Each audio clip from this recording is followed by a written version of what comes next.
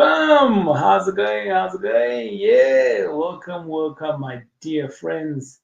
And like it is every Tuesday, I come out to you and we talk about anything and everything around business. And today we are going to be talking about how to start a business. Yes, a lot of you have been sending us some message, some emails, and asking the question, TJ, so how do you start a business? And I said, well, maybe it's a conversation that we need to do in terms of how do you actually start a business and kind of like give it to you in a step by step guide. I've started a number of businesses, and some of them have done well over the years, and some of them have failed dismally. I've shut some, I've started some, and yeah. So, my name is TJ. Welcome aboard. Well, yeah, because you're here already, you already know us. So let's jump into it. Why would you want to start a business? I think that's the first thing that we need to address. And I mean, you can go on to take some notes on here as I go along in terms of us talking about this. And the first thing that you want to address is why? Why do you want to start a business? Because maybe you're better off being an employee, or maybe you're better off being a consultant, because having a business comes with its own burdens.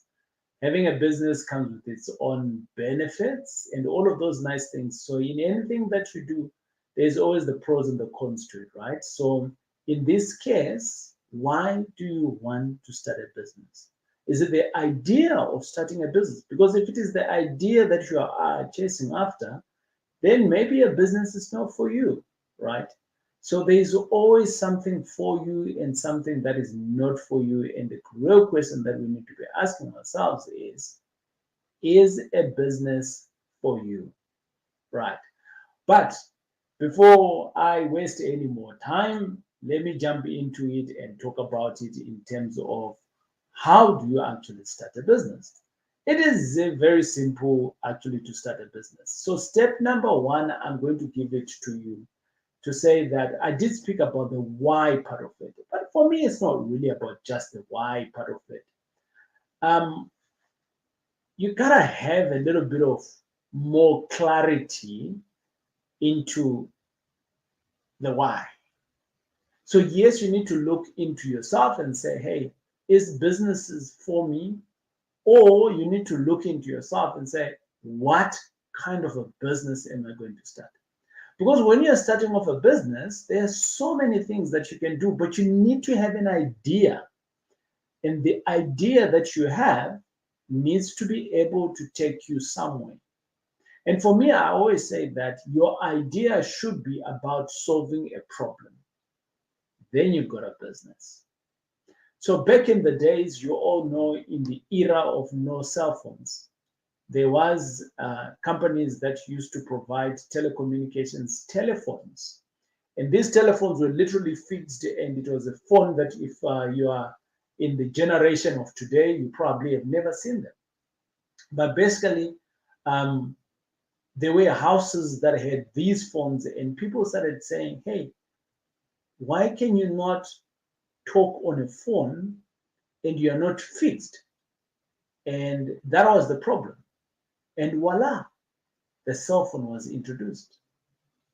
Then came other people that had an idea of a problem, and this problem was that there's lots of people that are beginning to work these days, and by the time that they get home, they don't have the benefits to cook and so on.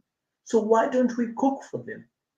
And we've now seen a wide array of takeaways that have come up, or even deliveries that have come up, and it's because they are solving a problem.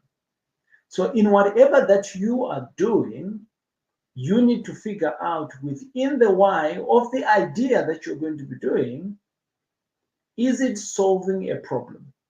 And if it's solving a problem that is existing, then you're going to make some money in the business. So, for instance, one of my businesses, which is real estate, is people need somewhere to stay. That's the problem. And I've created that for them. My other businesses is that people don't know what to do with their money, and I bring opportunities to them. So that's the problem, right? So I can continue with that, but I'm hoping that you're seeing the trend here. What is the problem? How are you solving it? When you solve it, then you now need to have extreme clarity into that idea and you can dig in. Then the next step that you want to do is to start documenting this. In the normal senses, they say it's a business plan, right? So I want to say you want to document what is the problem and then how you're going to solution it. In my view, in terms of documenting it, is that that's how you start actually creating the business. So when you are solving for this problem, where are the opportunities and how can you monetize these opportunities? Or how can you make money out of those opportunities whilst you're solving for them, right? And for me, that's really important. Now, I never used to do this actually in terms of documenting stuff. I was one of those people that, I get to a business idea, I have clarity around it, and then poof, I start doing, right? And whilst I'm doing, because when you start doing, you start meeting other problems, you just continue doing, and whilst you're having other problems, you're diverting into what was your problem, right? Or the ones that you were solving for. So, which basically means that you're now having layers and layers and layers of what should have been your primary business. So you're diverting quite a bit. And with your diversions, are you making money or not? I don't know. So diversion could be good because you could be making some money, or diversion might actually lead you astray and now you do not have to make money. Then point number 3 is that now you understand the problem, and now obviously you've documented all of these things. It might be in a napkin, it might be in a business plan that you go and see a professional. You start looking at pros and cons of all of these things. You start looking at many other aspects, the finances, how you're going to fund this, and all of those things. You put all of that into your business plan. So you prepare for that. So, what is the third thing that you now need to do? The third step is that you now need to say, well, how much money do I have to actually start this business? So you evaluate the finances. By the way, when you're starting off a business, you don't necessarily need to have your own money. So you can have other investors on the board, or you can have other investors on board, right? Or maybe you can have the idea documented and you can sell a portion of the business today so that you can have money. It's called the equity, right?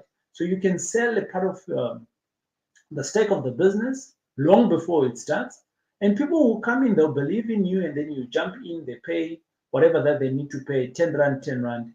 And all of a sudden now you've got money in the business and you can start to run. But first and foremost, you need to evaluate your finances. How much money do I have? How much money am I going to need? When I have that money, I am going to go out and make some sales. When I make some sales, how much money is going to be my expenses? When I make those expenses, how much is going to be my profit? So bingo, now I've got a business. So the evaluation of that is very, very important. Right. Then on top of that, now you need to select what I call a business structure. So a lot of people get this wrong. So what is a business structure? Well, it's one of those things that we say, okay, I can't exactly tell you what structure you're going to do because I don't know what kind of a business you're going to be doing. So in some businesses, they need to be in a particular structure. But why are you starting this business?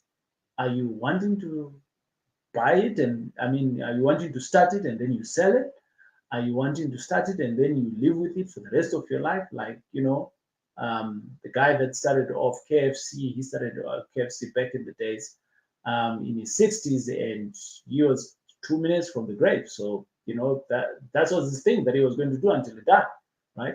Or you're going to be doing this multiple times, or you're going to franchise, or there's many ways that you can look at it. But the bottom line is that you want to set up those structures already today when you're starting off, so that by the time the business starts growing, the right structures are there. Like I give you an example with people that do painting or handyman, right? They start businesses and they trade as a sole trade. So They go on 5 years, 10 years, and they are sole trade. And someone now, they can't work, right? And now they need to have employees and things like that. All of a sudden, there is no business if that guy falls sick or something like that, because he was operating as a sole trade in his own personal capacity. So, they kind of like no business, right? Step number 4, 5. Anyway, let's just call it the next step. So the next step is now around building your team. So who do you need in this business of yours that you are starting off? Do you need lawyers? Do you need accountants? Do you need some form of specializations or specialists to work with you or not? How big of a team do you need? Is it one person? Is it 10 people? Does it speak to the business, to the finances in terms of how much money you need to carry the labor and all of those things? When can you start hiring them? Do you need to hire them immediately on day number 1 when you open the shop of your business, or do you need to hire them in month number 2, number 4? At what point are you going to need this team? Do you need to hire people that are experienced, or do you need to hire people that are just starting off? Do you need to hire people that have done this thing that you're doing, or you're going to put everyone via some form of training or apprentice or something like that? I don't know. It's things that you need to think about. And then lastly, I don't want to say lastly, but some of the things that I want us to put in as another point, or is my closing point for tonight, is how are you going to go to market?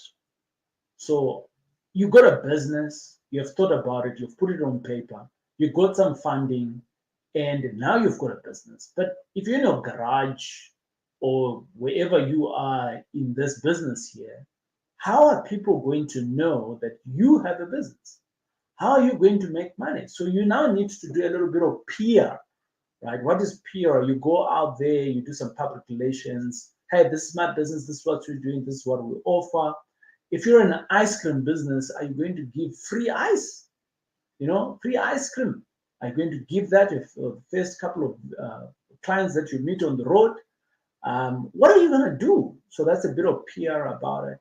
Are you going to be on the radio? Are you going to do a road show? All of these nice things, right? Now, over and above that, so PR is one, and then there's a marketing part of it. How are you going to create awareness that people just know who you are? What are the things that you can do freely without having to go and dig into your pocket? So it's called organic marketing.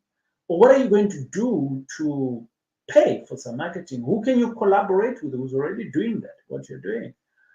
So there's many ways you can skin this, but the bottom line of it is that you need to think about all of these things, and you can create this marketing plan that we're talking about, and you can start executing it when the business is there. Or maybe you might even want to execute it long before the business. So, ladies and gentlemen, I can go on about talking about this. You can hear that I'm a little bit passionate about this business thing. Anyone can start a business. I've just given you the template on how you can do it, right? And if you've got an idea, then maybe just start putting it together. On this channel here, on my previous lives that I've done, I have spoken about some businesses that you can start. And some of those businesses you can actually start with very little money or zero money, right? But it just depends whether you want to start. My whole idea is to hopefully to move you from being an employee so that you can start to be a business owner, to own some form of a system so that you can start to have a system working for you. And hopefully one day you can become an investor and money can be starting to work for you. The whole game is about for you to step up. That's all it is. And if you're willing to step up, be it in real estate, be it in any form of the business, that's what we are here for. My name is TJ. It's been great hanging out with you. And if this information has been very helpful to you, I challenge you to either share it, like it, or in the comments, you can hit me up with some descriptions. In the description or in the comments, you can hit me up with any questions and I can jump on and talk about them. It is I, TJ. We'll chat again on the next